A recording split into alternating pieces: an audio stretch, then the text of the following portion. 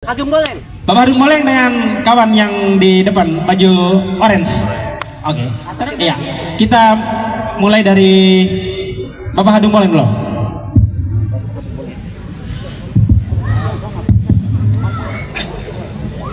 Terima kasih atas kesempatan. Selamat malam Paroki. Perkenalkan, Paroki di Jakarta, saya Raja Demo di Lembata. Oh, tepuk tangan dulu untuk Bang Hadung. Perlu saya perkenalkan nama lengkap saya dalam perjuangan. Saya aktor gila gembel berjuang, gelandang tingkat tinggi, tertanda Profesor Dr. Insinyur AS Hadung Boleng SHSH PNPM MH NIP 452191 sekolah di SRK, kuliah di SDK, gelar S6D.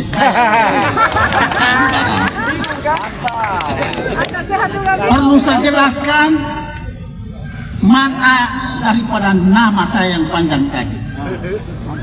Profesor Provokator, yang selama ini pemerintah cari-cari tidak pernah menemukan yang namanya provokator itu. Ada salah satu orang di Lembata, saya orangnya provokator, profesor. DR dari rakyat, IR ingat rakyat, AS santu saya Ahmad Saban, anak susah. Hadung Boleng nama asal dan keturunan, minggir sebentar Pak. Sambungannya SH. SH pertama sekolah hala Pak. SH kedua susah hidup. PNPM pejuang nasib petani nelayan buruh miskin mengerti hidup. Itulah saya orang. Iya, tepuk tangan dulu untuk Bapak Hadung Boleng. Sekarang ceritanya Bang Hadung. Oke. Jadi Katanya tadi di belakang ada MA. MH mengerti hidup. Mengerti hidup, Bang. Saya tambahin MA. Oh, MA. MA artinya masuk akal.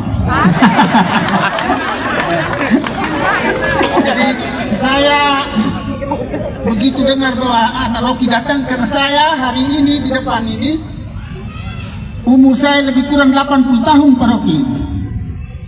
Cucu 53, cecek 3. Banyak sekali Mari itu, Bang. gerakan langkah bersama, mari derikkan kaki seirama, maju bersama, meluruskan yang bengkok dan meratakan yang lekah. Saya lawan. Wah.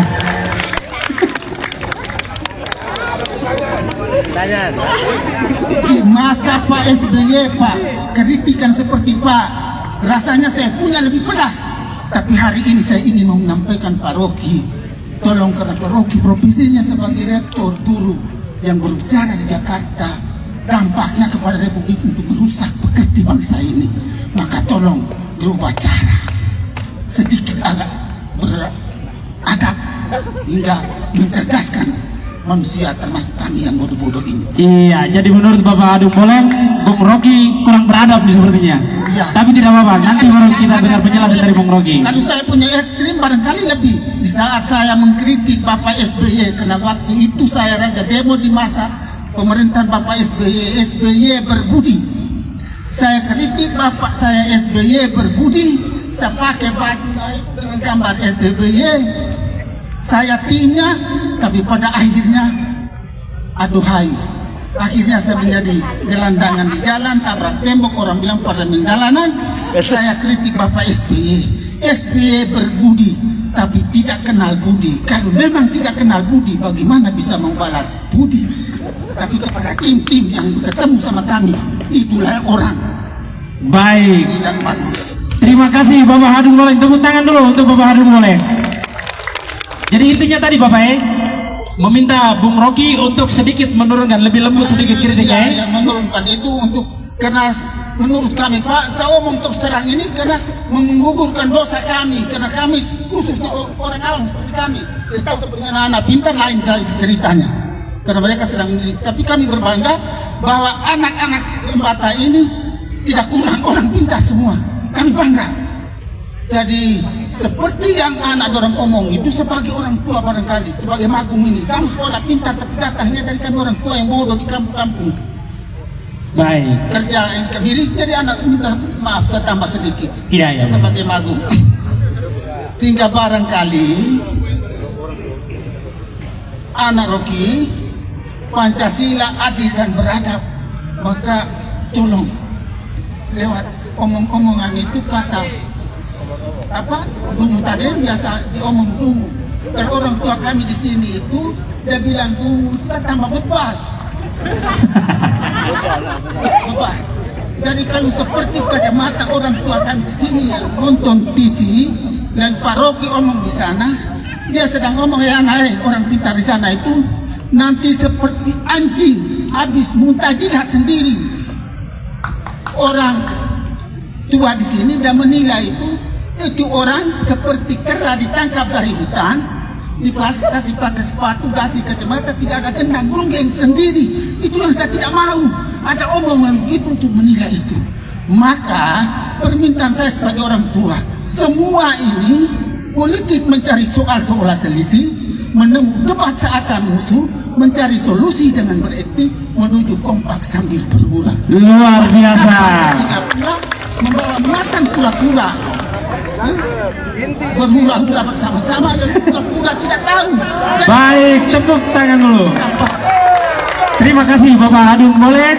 Ini rasa cinta Bapak Hadung Boleng yang paling dalam, dari hati yang paling dalam untuk Bung Rocky. Terima kasih banyak Bapak Hadung ya. Oke. Jadi Pak, saya minta anak kami semua yang mau memimpin lembaga Iya. ini dengan hati, jangan membangun dengan hati. Karena membangun dengan hati tidak sehati kamu tidak peduli. Iya. Jadi dengan hati tidak ikhlas, tidak tusuk kamu kemarin, peduli Baik. lebih dulu. Terima kasih. Baik, terima kasih. Tepuk tangan untuk Bapak Hadung Boleng. Kita lanjut. Oke, terima kasih. Mulai dari Bapak tadi itu yang minta saya untuk mengendalikan lidah saya, karena lidah saya tak bertulang. Ya, permintaan Bapak itu terlambat.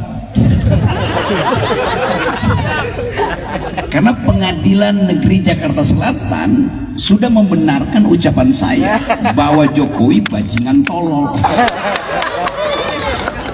Jadi itu sopan di dalam politik. Pengadilan bilang begitu. Saya tidak pernah menghina Pak Jokowi. Saya tidak pernah bilang Pak Jokowi dungu. Nggak pernah. Saya bilang Presiden Republik Indonesia dungu. Itu sering saya bilang. Karena mengucapkan kritik pada lembaga, lembaga itu tidak boleh tersinggung. Karena dia bukan manusia. Presiden itu bukan manusia, Pak. Presiden itu fungsi, yang manusia adalah Jokowi, Joko Widodo. Tapi Presiden Joko Widodo bukan manusia. Apalagi Bapak bilang Bapak Presiden. Presiden itu diganti setiap 5 tahun. Bapak tidak akan diganti seumur hidup. Beda itu. Bapak saya, bapak teman-teman semua bikin kesalahan, dia tetap bapak seumur hidup. Kalau Bapak Presiden Jokowi bikin kesalahan, dia harus diturunkan dari jabatannya. Itu yang mesti kita terangkan dengan benar tuh. Bahwa kita tidak boleh menghina manusia. Tidak boleh. Tidak sopan. Dan itu tidak bermoral. Saya tidak pernah menghina manusia. Yang saya hina adalah jabatan. Saya bilang dungu, cara berpikir yang mengakibatkan kita semua tertinggal di dalam IQ, itu artinya kebijakan dungu dibuat oleh pemimpin yang dungu. Saya ucapkan bajingan tolol, terang-terangan saya bilang. Orang marah, kenapa ucapan bajingan tolol? Saya bilang saya mengucapkan bajingan tolol di tengah-tengah perencanaan demonstrasi buruh. Saya tidak mengucapkan bajingan tolol di pesta perkawinan atau di pesta pemakaman. Jadi konteksnya mesti dilihat tuh. Lalu waktu saya di BAP, Pak Rocky memprovokasi buruh ya. Saya bilang iya. Kan mereka mau demonstrasi. Kenapa dikomporin? Kenapa saya mesti larang mereka berdemonstrasi? Hak buruh untuk demonstrasi justru harus difasilitasi. Jadi saya mengucapkan itu di dalam rangka memprovokasi kemarahan buruh supaya dia demonstrasi. Masa saya bilang kalian buruh hormati Pak Jokowi karena Pak Jokowi adalah nyamuk yang lemah, sekali ditepok tewas. Ya buruh merasa ya udah kalau begitu kita sama-sama lindungi Pak Jokowi. Padahal Pak Jokowi menyebabkan buruh itu menderita dengan undang-undang Omnibus Law. Sekarang misalnya ada fenomena di Indonesia, supermarket yang bernama terkenal tersaingi oleh warung Madura. Buruh yang biasa beli di tempat-tempat yang nyawa banyak akhirnya pindah ke warung Madura, karena warung Madura buka 24 jam. Lalu toko-toko retail, jangan saya sebut namanya, merasa terganggu. Nah buruh itu menganggap kami dapat diskon habis-habisan dan bisa belanja jam 3 pagi sebelum pergi ke pabrik. Kenapa akhirnya pindah? Karena buruhnya daya belinya berkurang akibat undang-undang Omnibus Law. Jadi mestinya kita marah pada undang-undang Omnibus Law, jangan marah pada warung Madura yang buka 24 jam. Dan bahkan mereka bilang kami buka 24 jam, kalau hari kiamat kami buka setengah hari. Jadi itu yang terjadi di kita tuh. Jadi sekali lagi saya mengerti yang dimaksud Bapak, tetapi tidak boleh kita bersopan-sopan pada kekuasaan.